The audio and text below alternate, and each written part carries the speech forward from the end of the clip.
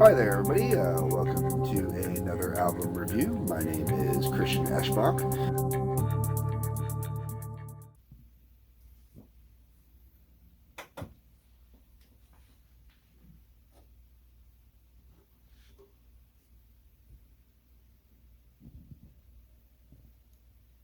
Yeah, straight off the record player again. Okay, so this time we're talking about the Eagles and Hotel California.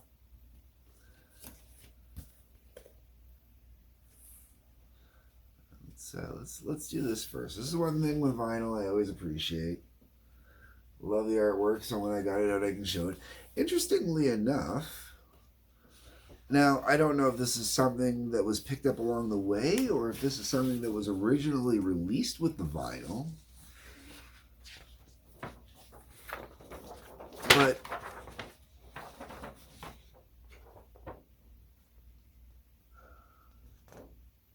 this was in there. Oh, that was pretty cool. I'm assuming this was originally released with it as an insert. Okay, so the Eagles, Hotel California. This is an album I honestly was on my list of albums I would probably never review because I have never ever liked this album. I have not listened to it in its entirety since I was probably in grade 10. There was a girl I used to hang out with who had this album. Big fan, but really she was just a big fan of the song Hotel California. And I'm going to be completely honest. Well, the song Hotel California is not a bad tune. I definitely would say that, in my opinion, is oh yeah, I forgot about the back of the vinyl.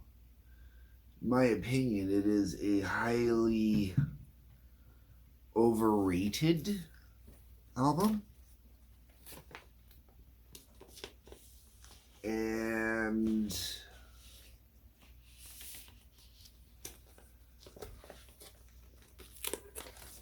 upon listening to this album right before doing this review, it really brought to the forefront for me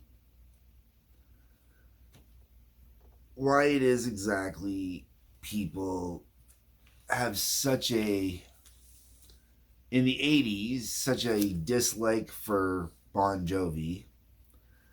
And I don't have an example so much for the 90s. It would still be Bon Jovi in the 90s too. I guess Bon Jovi gets 2 decades out of that one.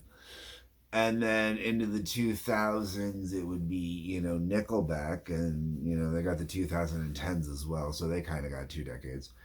But that's what the Eagles are for me. Allow me to explain, okay? Now, on every Bon Jovi and Nickelback album, you have that one really good rocker kind of song that, yeah, get up and get going. Usually there's actually more than one on a Nickelback album. Nickelback usually has a couple nice buried tracks for that. Bon Jovi, like I said, usually has at least one good rocker in there. And then they all have that one good slower song, not necessarily a slow song, like we're not talking that, look at this photograph. Every time it makes me laugh. Okay, we're not talking that shit.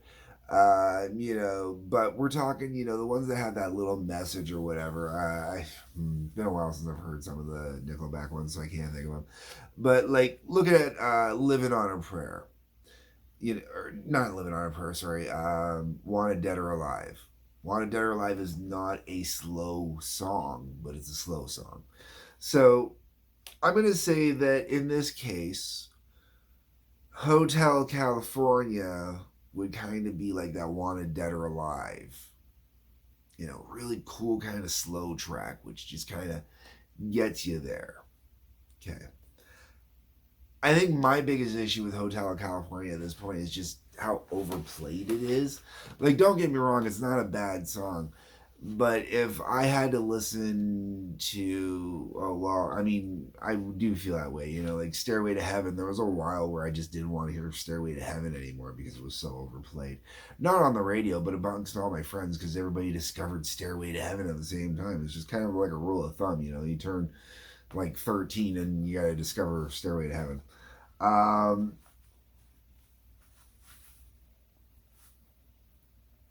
Now, the album opens up with the title track, Hotel California. So the album gets going just on the perfect beat, right? You know, really gets it going.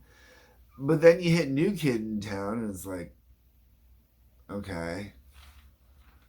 And this is one of those ones that I remember getting quite a bit of radio play too, and I never understood why. It just never did anything with me. Then you get to the cool, upbeat track on this album, which is Life in the Fast Lane. Awesome. Great, man. And then it finishes off with Wasted Time. Now, I'm going to actually compare Hotel California to Bon Jovi's Slippery When Wet. Because when it comes to Bon Jovi's Slippery When Wet, basically, for the most part, every song you really honestly want to listen to is on the first half of the album, and the second half of the album is just complete filler that, you know, it will have its fans, but meh, for the average listener. You know, like, okay, so the ordering will be a little bit different, but like I said, you got Hotel California, which I would compare to Bon Jovi's Wanted Dead or Alive that way, okay? And the reason I'm doing this backwards, okay, I know technically this came out before Bon Jovi's Slippery When Wet, but Bon Jovi's Slippery When Wet was honestly the first album that was bought for me as a gift as a kid. You know, like someone gave, you know, I had an aunt that gave it to me as a birthday present. So I spent a lot of time listening to that, and it was given to me not long after it first came out. So, you know, for me, it was just something I was introduced early on, right? So, and that's my time period. Okay, so anyways, um, New Kid in Town, I would say would be Living on a Prayer, and Life in the Fast Lane would be You Give Love a Bad Name. And I know I'm forgetting at least one or two other tracks off of the first side of Slippery When Wet right now, but you know, much like Wasted Time, which is the other track on side one here, you know, they're there. You remember them, but you don't really remember them, you know. But then you get to side two, okay? And you got Victim of Love, Pretty Maids All on a Road, Try and Love Again, and The Last Resort. And you're going to definitely have fans of all those songs, but at the end of the day, boring. Like, seriously? This album is so frigging boring. Okay. Putting it on as a compact disc, if you're going to make some sweet love, you know, you want to get down and get intimate. Not get down and make love, but you want to get down and get intimate.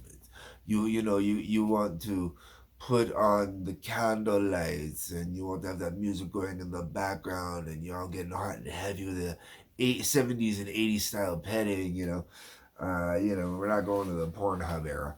Uh, Old school, you know, intimacy kind of thing. All right, yeah, this would make sense to throw on the compact disc so you can let it all play through 45 minutes and get you through, no problem. Okay, for your average guy, more than enough.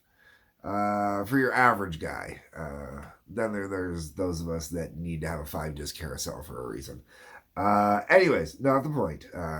So that being said, um, this album is boring as hell, man. It really is. I really like. I would much if I'm gonna get down and make love, even using that, man. You know, like for me, I'm gonna put on like some funkadelic, or I'm gonna put on, something with some real groove to it. You know, like this. This is, oh man, no, no. I don't understand why this album is as popular as it is. It's one of those ones where if it was not for the song Hotel California, honestly, if it was not for the song Hotel California, remove that completely from the equation. This album would have been a one hitter with Life in the Fast Lane. That's it. There. New Kid in Town. Well, I do remember being popular. I never understood why, and it's not that like it's not a bad tune, but it's not a great tune either. Um, I've always been harsh on this album. I've always found this album very boring. I've always found this album very. I've always found the Eagles. So I feel the same way about the Eagles as a lot of people feel about Bon Jovi, as a lot of people feel about Nickelback. That's exactly how I feel about the Eagles. Overrated and annoying as hell. But those are my thoughts, my views, my opinions. The comment section is for your thoughts and your views and your opinions. So tell me what you think down in the comment section. And when you're on your way down there, you're going to see I threw a couple links in the comments. They'll take you to some fun places.